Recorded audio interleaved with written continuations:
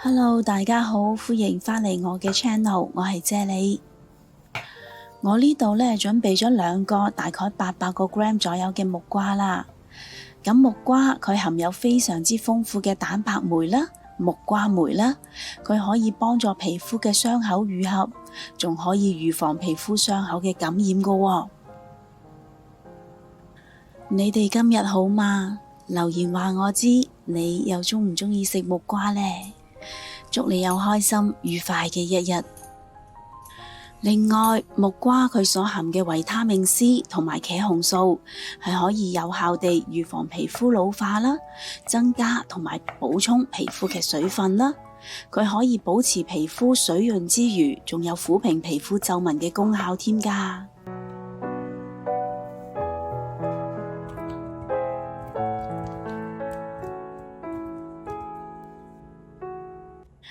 生薑佢可以溫暖腸胃、殺菌排毒嘅。咁我呢度大概會切30個 gram 左右嘅薑片啦，可以令人面色紅潤，而且有補氣、安神、養血嘅紅棗啦。我呢度用咗大概100個 gram 左右啦。固本培元、養心安眠嘅圓肉啦。咁我會用40個 gram 左右嘅。上述嘅乾品喺製作嘅過程中，難免會沾上一啲嘅沙石塵啦，所以通常我會將佢哋清洗3、4次嘅。若果你對我嘅食譜有任何疑問嘅話，請你將個問題寫低喺下邊評論區嗰度啊，我係非常之咁樂意同大家一齊討論㗎。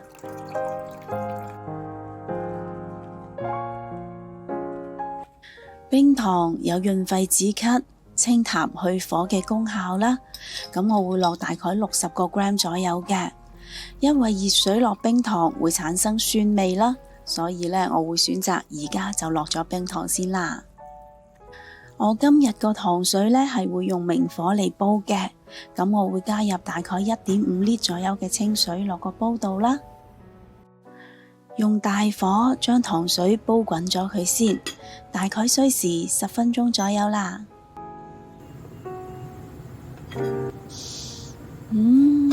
已經聞到木瓜同埋紅棗嘅清香味啦，所有嘅食材都開始發生變化，而糖水嘅顏色已經變成通透嘅琥珀色啦，即係話呢，食材嘅營養已經開始釋放緊啦。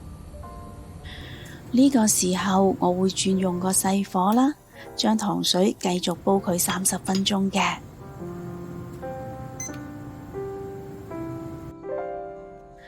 有平民燕窩之稱嘅桃膠，佢喺中醫角度嚟講係滋陰潤燥、生津止渴嘅。咁而家市面上買到嘅桃膠多數都係乾品啦，所以呢，我通常會將佢用清水浸10個鐘以上㗎喎。咁桃膠佢含有超豐富嘅膠原蛋白啦，所以呢，佢有養顏護膚嘅功效嘅，尤其係對於秋冬季節引致嘅皮膚乾燥、爆拆、痕癢都有非常之好嘅修復作用㗎喎。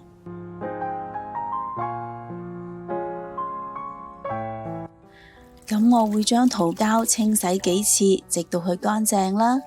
同埋呢，我會將呢一個糖水嘅所有食材用料呢 list 咗喺影片嘅最後啦。如果各位有興趣煲呢一個糖水嘅話，請你將影片睇到最後就可以一目了然噶啦。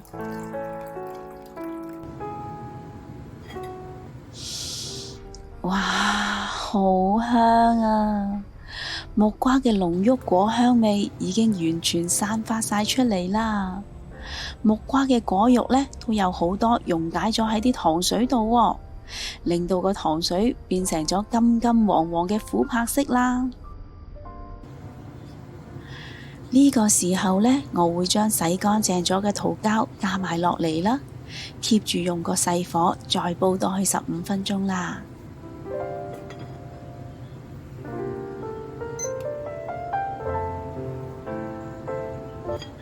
再煲多咗15分鐘之後，桃膠已經變得軟腍腍、滑捋捋啦。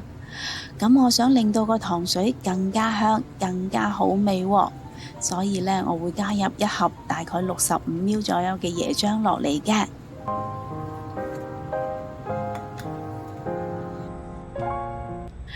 睇下個糖水加咗椰漿之後變得更加濃郁啦，奶白色嘅糖水睇到都已經覺得好滋潤啦。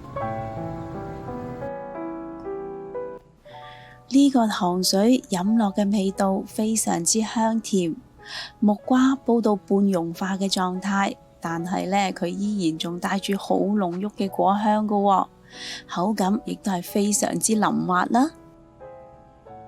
而桃膠食落嘅口感呢，就好似食緊蒟蒻咁，軟腍腍、滑捋捋咁樣咯。呢個糖水無論係味道、口感或者係香味，我都係非常之中意嘅。咁唔知你哋又中唔中意呢？不如今晚你都試下煲呢一個護膚養顏又滋潤嘅糖水啦，同埋 share 俾你身邊有需要嘅朋友啦。若果你都中意我嘅食譜，請你俾 like 同埋留言話我知啦。記得訂閱我嘅 channel， 順便撳埋隔籬個鐘仔啊！多謝晒你嘅收睇，我哋下一個食譜再見啦，拜拜。